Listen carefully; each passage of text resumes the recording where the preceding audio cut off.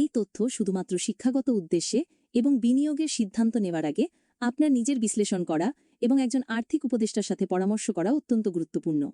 নমস্কার।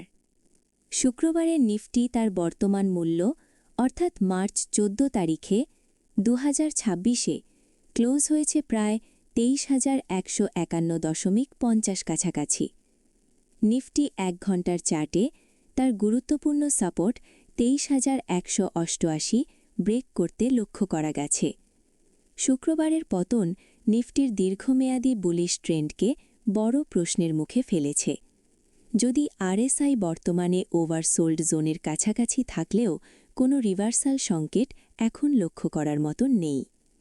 বর্তমানে option chain data অনুসারে 1 ঘন্টা টাইম ফ্রেমে 22,922 লেভেলটি অত্যন্ত শক্তিশালী সাপোর্ট জোন হিসেবে কাজ করছে, অর্থাৎ 22,922 হল একটি মেক অর ব্রেক লেভেল। অন্যদিকে নিফটি যদি আগামী দিনে নিম্নমুখী গতির পথে শেয়ার মূল্য যদি 22,922 অর্থাৎ শক্তিশালী সাপোর্ট ব্রেক করে, তবে পুট রাইটারদের আনওয়েন্ডিং করতে বাধ্য হবে এবং নিফটি দ্রুত 22,800 দিকে যাওয়ার সম্ভাবনা প্রবল থাকবে।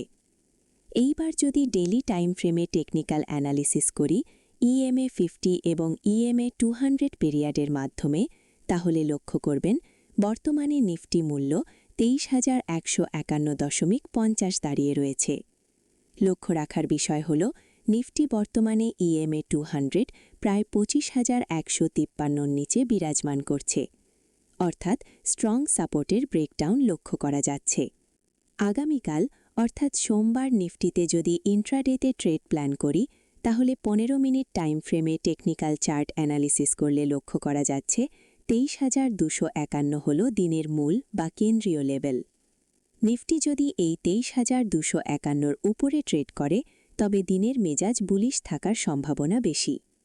পক্ষান্তরে যদি নিফটি এই স্তরের নিচে নেমে আসে, তবে বাজার বিয়ারিশ বা দুর্বল হতে পারে। চলুন দেখা যাক গুরুত্বপূর্ণ সাপোর্ট এবং রেজিস্ট্যান্স লেভেলগুলো যথাক্রমে। প্রথমে যদি খেয়াল করি রেজিস্ট্যান্স অর্থাৎ R1 হল 23,332। যদি নিফটি এই জোনে পৌঁছয় এবং সেখান থেকে বিক্রেতাদের চাপের কারণে রিজেকশন বা প্রতিরোধ আসে, তবে এটি একটি শর্ট বা বিক্রি করার সুযোগ তৈরি করতে পারে। কিন্তু 23,332 এই স্তরের ওপরে 15 মিনিটের মজবুত বুলিশ ক্যান্ডেলস্টিক যদি ব্রেক করে, তাহলে পরবর্তী রেজিস্ট্যান্স অর্থাৎ R2 হল 23,493-এর দিকে যাওয়ার সম্ভাবনা প্রবল। এইবার যদি সাপোর্ট অর্থাৎ S1 হল যথাক্রমে 23,111। যদি নিফটি S1 ক্রস করে, তাহলে S2 জোনে যথাক্রমে 22,988 নেমে আসার সম্ভাবনা আছে। তারপর এখান থেকেও একটি বাউন্স বা রিভার্সাল আশা করা যায়। তবে যদি কোনো কারণে একদম নিচে 22,988-এর লেভেলটি ভেঙে যায়, তবে বাজারে কিন্তু ডাউন ট্রেন্ড শুরু হওয়ার বা দুর্বলতা বৃদ্ধির ইঙ্গিত দেবে। আবার 5 মিনিট টাইম ফ্রেম অনুযায়ী সোমবারের জন্যে যদি নিফটি ইন্ট্রাডে ট্রেডিংয়ের পরিকল্পনা করি, তাহলে লক্ষ্য করতে পারছি 23,171 হল দিনের মূল বা কেন্দ্রীয় লেভেল। নিফটি যদি এই 23,171 পিভট লেভেল উপরে খোলে এবং মেজর সাপোর্ট 23,096 লেভেল ধরে রাখতে সফল হয়, তবে লং পজিশন যাওয়ার সম্ভাবনা রয়েছে, অর্থাৎ পরবর্তী রেজিস্ট্যান্স পর্যন্ত 23,266 পর্যন্ত। আবার নিফটি যদি 23,266 রেজিস্ট্যান্স লেভেলে পৌঁছানোর পর রিজেকশন দেখায় অথবা পিভট লেভেল 23,171-এর নিচে ব্রেক করে, তবে শর্ট পজিশন নেওয়া যেতে পারে, পিভট লেভেল ওপরে স্টপ লস নিয়ে।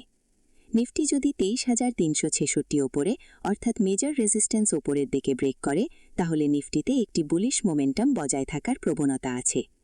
সোমবার ইন্ট্রাডে ট্রেডারদের নিফটি ব্রেকআউটের জন্য 23,366 এবং ব্রেকডাউনের জন্য 23,096 লেভেলের ওপর বিশেষ নজর রাখা উচিত।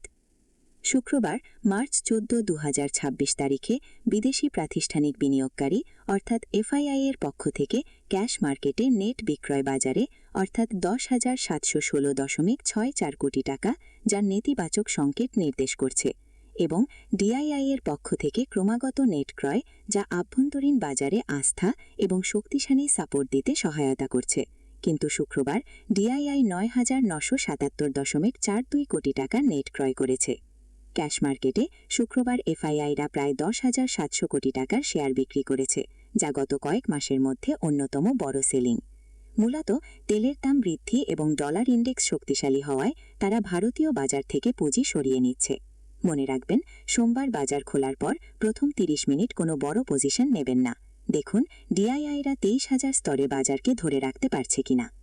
যদি বৈদেশিক বাজার লক্ষ্য করি, শুক্রবারের অর্থাৎ মার্চ 13 তারিখে মার্কিন বাজারে একটি নেতিবাচক গতি লক্ষ্য করা গেছে, যা মূলত মধ্যপ্রাচ্যে যুদ্ধের উত্তেজনার কারণে ব্রেন্ট ক্রুড অয়েলের দাম ব্যারেল প্রতি $100 ছাড়িয়ে গেছে। এটি বিশ্বজুড়ে নতুন করে মুদ্রাস্ফীতির ভয় তৈরি করেছে। ন্যাসড্যাক কম্পোজিট প্রযুক্তি খাতের এই সূচকটি 1.6% বা প্রায় 262 পয়েন্ট কমে 16,120 পয়েন্টের স্তরে বন্ধ হয়েছে। বিশেষ করে প্রযুক্তি এবং সেমিকন্ডাক্টর শেয়ারগুলোতে যেমন নিভিডিয়া, অ্যাপেল ব্যাপক বিক্রয়চাপ দেখা গেছে। বিনিয়োগকারীরা ঝুঁকি এড়াতে শেয়ার বাজার থেকে টাকা তুলে সোনা বা গোল্ড এবং মার্কিন ডলারে বিনিয়োগ করছেন। তাই এমসিএক্স এপ্রিল ডেলিভারি সোনার ফিউচার্সের দাম 10 গ্রাম প্রতি 1,62,799 টাকার কাছাকাছি লেনদেন করছে।